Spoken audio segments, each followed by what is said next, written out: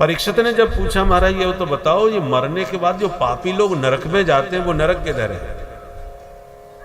सुखदेव जी कहते हैं पृथ्वी से 99,000 योजन नीचे है यमपुरी, वहां के राजा यमराज। 28 प्रकार के नरक होते हैं। तामिश्र, अंध तामिश्र, रौरव, महारौरव, कुंभी, पाक, असीपत्र, मन, सूकर, मुख, लाला, भक्ष, ये सब नरकों के नाम हैं। यस्तु पर वित्तापत्य कलत्राण्यपहरति सही कालपाशबद्धो यम पुरुषई अति भयानक तामिश्रे नरके बलान्य पात्यते।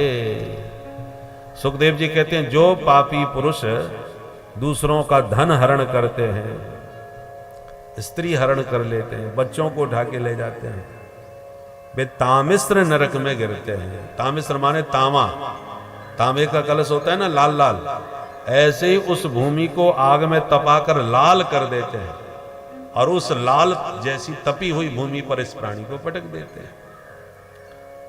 इसी का नाम तामिश्र नरक है। जो घर में आए हुए मेहमानों को क्रोध भरी आंखों से घूरता है कि ये कहां से आ मरा, अब कौन बना के खवाए इसे, ऐसे गृहस्थों को वज्र तुंड नरक में गिरना पड़ता है, जहां गीध उनकी आंखों को नोच नोच के खाते हैं। जो प्राणी दूसरों को धोखा दे करके बेईमानी के साथ जेब काट करके पैसा कमाते हैं और अपने परिवार का भरण पोषण करते हैं, वो रौरव नरक में गिरते हैं, जहां पर एक रुरु नाम का जानवर होता है बहुत खतरनाक, वो उस पर प्रहार करके उसके शरीर का मांस नोच नोच के खाता है, इसलिए इसका नाम है रौरव। जो जीव जंतुओं को मार करके उनका मांस पका के खाते हैं वो कुंभी पाक नरक में गिरते हैं, जहां पर तेल की खौलती हुई आग में उस कढ़ाई में पकौड़ी की तरह इन प्राणियों को छोंक दिया जाता है। मरने के बाद व्यक्ति को यातना देह प्राप्त होता है, यातना शरीर।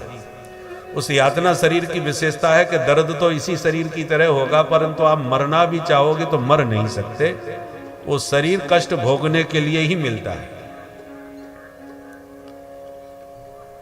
स्वर्ग में जो देवता जाते हैं, पुण्यात्मा जाते हैं, उनको दिव्य स्वर्ग का शरीर मिलता है, देव शरीर मिलता है, जहां पर वो दिव्य सुखों को भोग सके। इस शरीर से आप बहुत दिव्य भोग नहीं भोग सकते। बहुत एक से एक जबरदस्त व्यंजन आपके सामने रख रहे हैं, स्वादिष्ट व्यंजन, साहब खाइए। बहुत से लोग कहेंगे महाराज हमको तो डायबिटीज है, हम खा ही नहीं सकते। तो वो भोग किस मतलब का कि भोग ही नहीं पा रहे। एक से एक सुंदरी अप्सराएं हैं।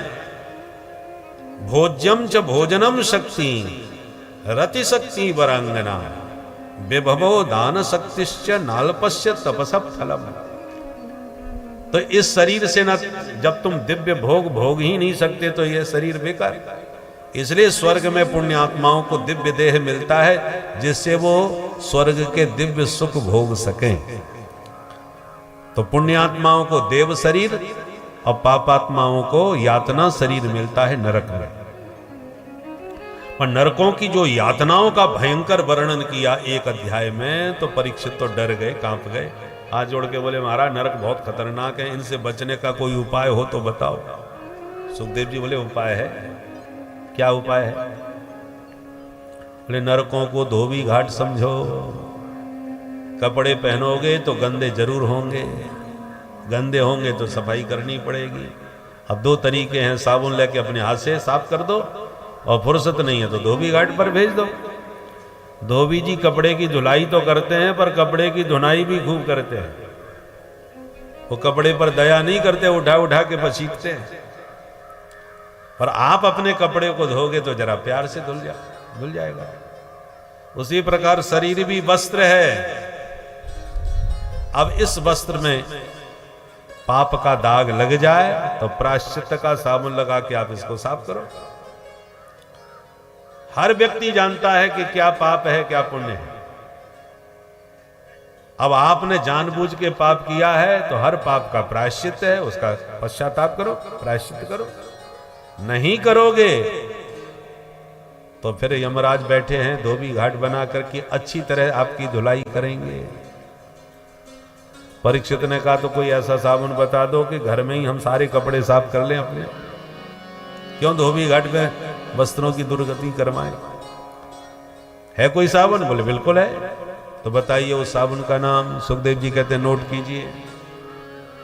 केचित केवलया भक्त्या वासुदेव परायण अघम दुर्वन्ति कालेन निहार भास्कर निहार भास्कर। देखो परीक्षित, अंधकार को दूर करने के लिए कोई दिया जलाता है, कोई बल्ब जलाता है, पर पूरी अंधकार पूरी तरह से तो सूर्य के प्रकाश से ही जाता है। उसी प्रकार पापों के बहुत प्रायश्चित हैं। चांद्रायण व्रत करो, कृच्छ्रायण व्रत करो, बहुत व्रत है। व्रत उपवासों से प्रायश्चित होता है। और सबसे बड़ा प्रायश्चित है भगवान नाम संकीर्तन। भगवान के नाम में वो शक्ति है कि जीव जन्म जन्मांतर उसने कितने भी पाप क्यों न किए हों, भगवान के नाम में, एक नाम में वो शक्ति है कि प्यार से लिया जाए तो एक नाम उन समस्त पापों को भस्म करने में सामर्थ्यवान है। रुई का कितना बड़ा पहाड़ क्यों ना हो, पर एक माचिस की तिल्ली उसको जला करके भस्म करा सकती है। ऐसी प्रभु का एक नाम जीव के जन्मांतर के समस्त पापों को भस्म कर सकता है। नामस्थ यावतिर शक्ति पाप निर्हरणम हरे तावत कर तुम न शक्नोति पातकम पातकी जना। परीक्षित ने कहा अच्छा महाराज, तो आपके पास कोई प्रमाण है कि एक नाम ने सारे पाप भस्म कर दिए? ऐसा कोई पापी है? बोले हाँ। तो दीजिए कोई प्रमाण। बोले सुनिए। कान कुब्जे दुजः कश्चिद्दासी पति रजा मिलः नामुना नष्ट सदाचारो दास्याः संसर्ग दूषितः। एक ब्राह्मण देवता थे, नाम था अजामिल। ब्राह्मण कुल में पैदा हुआ परंतु भ्रष्ट हो गया। लकड़ी बीनते समय जंगल में एक वेश्या को देख लिया, उसकी सुंदरता पर ऐसा दीवाना हो गया कि अपनी पत्नी पुत्र परिवार का परित्याग करके उसी के साथ चला गया, उसी के संग रहने लगा, उसी के द्वारा कई बच्चे पैदा किए। सबसे छोटे बच्चे का नाम एक संत के कहने पर इसने नारायण रख लिया और उस बच्चे में इसकी बहुत अधिक आसक्ति हो गई। यमदूत इसे लेने आए तो मरते समय इसने यमदूतों को देखकर डर के मारे अपने बच्चे को बुलाया, बेटा नारायण बचाओ। जोड़ की आवाज लगाई तो भगवान के पार्षदों के कान में आवाज गई, अरे भाई भगवान का भक्त कोई संकट में है। तुरंत भगवान के पार्षद आए और यमदूतों को एक धक्का मार के दूर फेंक दिए। यम के दूत खड़े होके बोले, तुम चार चार चमकीले चमकीले कहां से चले आए भाई, हमको धक्का क्यों मारा? विष्णु दूतों ने कहा, पहले ये बताओ तुम काले कलूटे आए कहां से हो? बोले हम यमराज के दूत हैं, पापियों को पकड़ने आते हैं। ये नंबर 1 का पापी है अजामिल, इसलिए ऊपर से वारंट लेके आए हैं। यमराज के हमारे अपने मालिक जो यमराज हैं उन्होंने वारंट देके भेजा इसको लेने के लिए हमें भेजा। तुम कौन हो? भगवान के पार्षद बोले, हम नारायण के सेवक हैं, जो नारायण को पुकारते हैं उन्हें हम लेने आते हैं। इसने मृत्यु काल में हमारे प्रभु का नाम लिया, नारायण बचाओ, तुमने सुना नहीं? और फिर भी तुमने हमारे आदमी पर हाथ उठाया। यमदूत बोले, आप धोखा खा गए, ये आपके मालिक को जानता भी नहीं है, ये अपने बेटे को बुला रहा है, इसके बच्चे का नाम नारायण है। विष्णु दूतों ने कहा, इसे हमें कोई लेना देना नहीं, इसके बच्चे का नारायण नाम यदि है तो 4 साल पहले रखा है, किंतु हमारे मालिक का नाम तो हजारों साल पहले से नारायण है, तो मूल में तो हमारे प्रभु का ही नाम हुआ ना। और एक बात कान खोल के सुन लो यमदूतो, वस्तु शक्ति ज्ञान की अपेक्षा नहीं रखती। बिजली के तार में करंट है, तुम्हें ज्ञान हो या न हो, पर छू लिया तो करंट लगेगा। करंट को कोई मतलब नहीं तुम मेरे बारे में कितना जानते हो, जानो मत जानो, पर छूने वाले को झटका देगा। आग में जलाने की शक्ति है, तुम्हें पता हो या ना हो, छूओगे तो जलोगे। जहर में मारने की सामर्थ्य है, पता हो या ना हो, पियोगे तो मरोगे। क्योंकि वस्तु की शक्ति तुम्हारे ज्ञान की अपेक्षा नहीं रखती। तो जैसे धोखे से जहर पीने पर मरना पड़ता है, तार पकड़ने पर करंट लगता है, अग्नि पकड़ने पर जलना पड़ता है, ऐसी मरते समय धोखे से भी प्रभु का नाम मुख से निकल जाए तो जीव का कल्याण होके ही रहता है। इसलिए कैसे भी प्रभु का नाम मुंह से निकले। भाय को भाय अनख आलस हो, भाय को भाय अनख आलस हो, नाम जपत मंगल दिस दस हो, नाम जपत मंगल दिस दस हो, कहो कहाँ लगी नाम बड़ाई, कहो कहाँ लगी नाम बड़ाई, कहो कहाँ लगी नाम बड़ाई, कहो कहाँ लगी नाम बड़ाई, राम न सकहि नाम गुण गाई, राम न सकहि नाम गुण गाई। भगवान स्वयं भी अपने नाम की महिमा अपने मुख से नहीं बता सकते भाई। यम के दूत नहीं माने तो वो पिटाई करी के अंत में छोड़ छाड़ के यम के दूत भाग गए और विष्णु दूत भी चले गए। अब अजामिल उठ के बैठ गया और जो बातें उन दोनों के बीच में भाई उनको उसनी ने सुनी थी तो सोच में पड़ गया कि सच में मैंने तो अपने बेटे को ही बुलाया था। जब गलती से बेटे के बहाने प्रभु का नाम निकल गया तो आज मैं बच गया, और प्यार से मैंने प्रभु को पुकारा होता तो भगवान जाने क्या कमाल होता। उसको नाम की महिमा समझ में आ गई, वो तुरंत वहां से छोड़ छाड़ के भागा कि प्रभु ने मौका दिया है, फायदा उठाना चाहिए, अब चूकना नहीं चाहिए। अब नो नसानी अब न सही हूं, अब तक जो हुआ सो हुआ, परंतु अब मुझे सावधान हो जाना चाहिए। तुरंत गंगा किनारे हरिद्वार में गया और निरंतर नारायण का भजन करते करते अंत में अजामिल मुक्त हो गया। और यम के दूत जो पिट के गए थे वो यमराज के सामने काल दंड फेंक करके बोले हमारी नौकरी हो गई, अब हमें नहीं करनी। क्यों, क्या हो गया? बोले आपने ही भेजा था उस पापी को पकड़वाने के लिए, हम ही पिट के आ गए वहां से। किसने मारा तुम्हें और किस बात पर मारा? यमदूतों ने कहा जब हमने उस पापी को पकड़ा तो उसने अपने बेटे नारायण को पुकारा, सोई 4 लोगों ने आके हमको मारा। नारायण का नाम सुनते ही यमराज ने मुंह पे हाथ धर दिया, बोले सावधान, ये प्रभु का पवित्र नाम दोबारा अपने मुंह से मत लेना यहां। क्यों महाराज, क्या बात हो गई? बोले देख नहीं रहे यहां कितने पापी लोग पड़े हैं नरक में, और तुमने जो पवित्र नाम अभी अपने मुंह से लिया, कहीं उन पापियों ने सुन लिया तो मेरा कारोबार सब चौपट हो जाएगा, तत्काल सबकी विदाई करनी पड़ेगी यहां से मुझे। पेट्रोल पंप पे माचिस जलाना खतरे से खाली नहीं, एक चिनगारी भयंकर विस्फोट कर सकती है। ऐसा क्या चमत्कार है महाराज इस नाम में, जरा हमें भी बताओ। यमराज बोले इतनी पिटाई होने पर भी तुम्हें चमत्कार समझ में नहीं आया?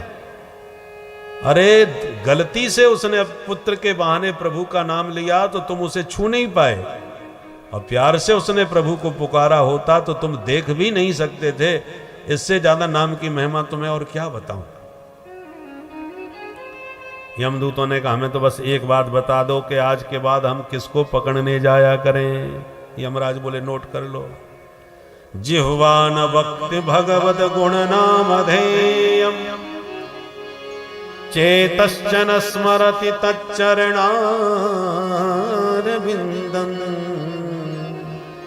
कृष्णाय नो नमति यद शिर एकदापि, ताननयध्वमसतो कृत विष्णु कृत्यम्। सुनो यमदूतो, जिनके मुख से प्रभु का नाम न निकलता हो उन्हें पकड़ के लाओ। जिनका सिर मुरलीधर माधव के चरणों में न झुकता हो उन्हें पकड़ के लाओ।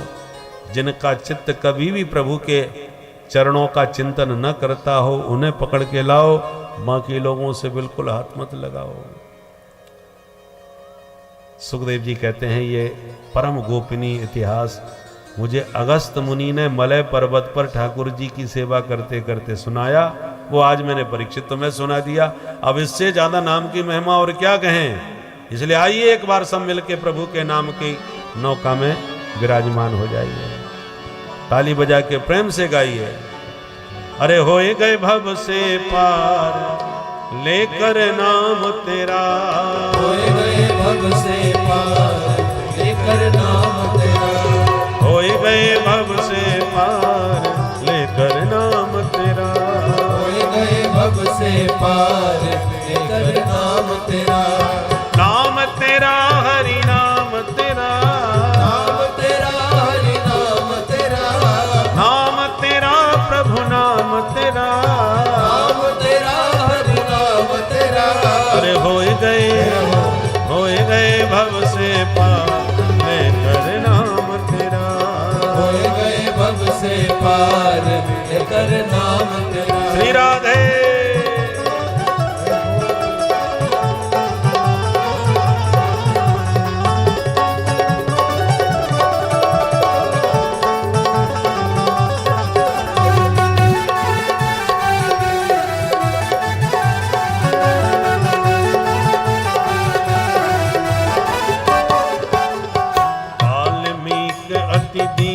दुखी था, वाल्मीकि अति दीन दुखी था, वाल्मीकि अति दीन दुखी था, वाल्मीकि अति दीन दुखी था, बुरे कर्म में सदा लीन था, बुरे कर्म में सदा लीन था। हरि रामायण तैयार लेकर नाम तेरा, हरि रामायण तैयार लेकर नाम तेरा, होए गए भव से पार लेकर नाम तेरा, होए गए भव से पार लेकर नाम तेरा।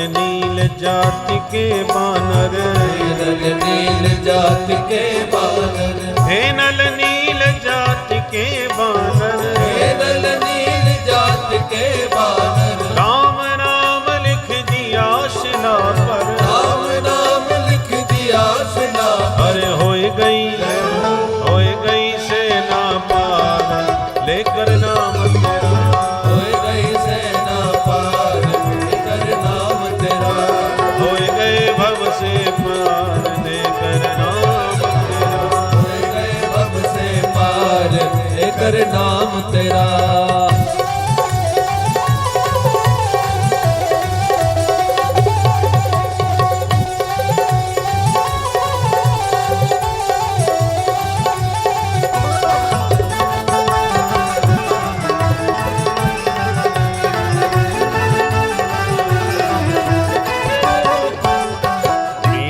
गिरधर नाम पुकारी, मीरा गिरधर नाम पुकारी, मीरा गिरधर नाम पुकारी, किस अमृत कर दिया मुरारी, किस अमृत कर दिया मुरारी, किस अमृत कर दिया मुरारी, किस अमृत कर दिया मुरारी। अरे खुल गए चारों द्वार लेकर नाम तेरा, खुल गए चारों द्वार लेकर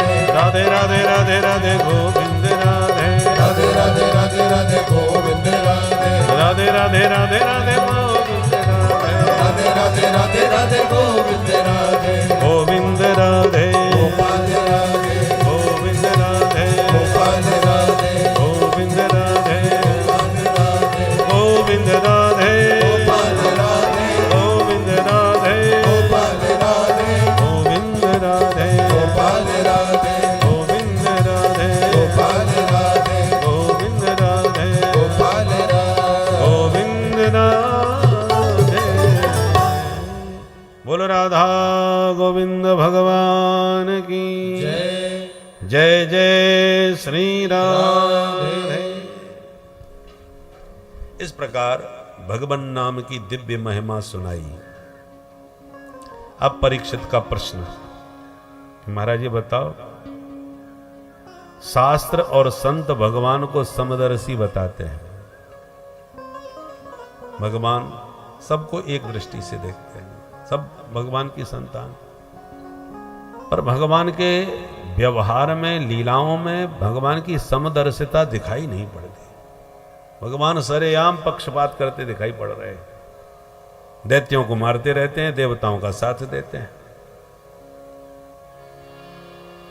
वृत्तासुर भले ही असुर था, पर था भक्त।